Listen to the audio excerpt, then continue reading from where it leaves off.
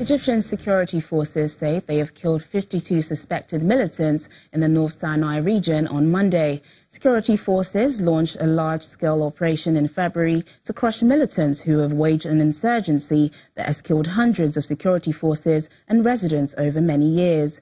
The deaths bring the total of suspected Islamist militants killed since the beginning of the operation to at least 509. In a statement, the military described those killed as very dangerous and say they were in possession of automatic rifles, ammunition, grenades and a drone.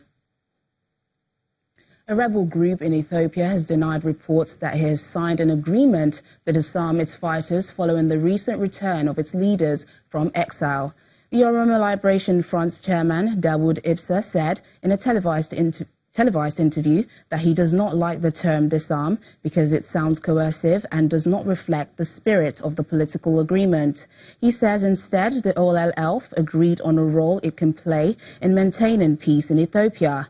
This follows accusations that fighters were involved in recent clashes in western Ethiopia in which more than 40 people were killed. A UN report says the world must make rapid changes in the way people use energy to eat, travel and live, or risk even more extreme weather and loss of species.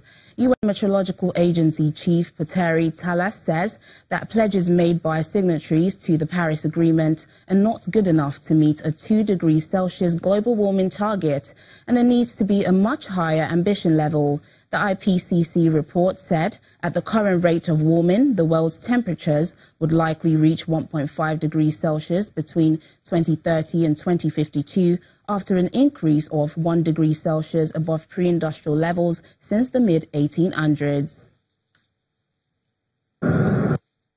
There's extreme urgency, and countries were giving their pledges after the Paris Agreement, and so far the progress hasn't been good enough that we would move towards 1.5 or 2 degrees target. So there's clearly a need for much higher ambition level to reach even 2 degrees target. So we are more moving towards 3 to 5 at the moment. That the sea level rise will continue until next century, and this negative trend in climate will anyhow continue for the coming 50 years. If we are successful with the mitigation, we could see the difference from 2060s on, and it's valid for this 1.5 degree, and it's also valid for the 2 degree target. Already the emissions that we have emitted to the atmosphere means that this negative trend will continue for the coming decades. So that's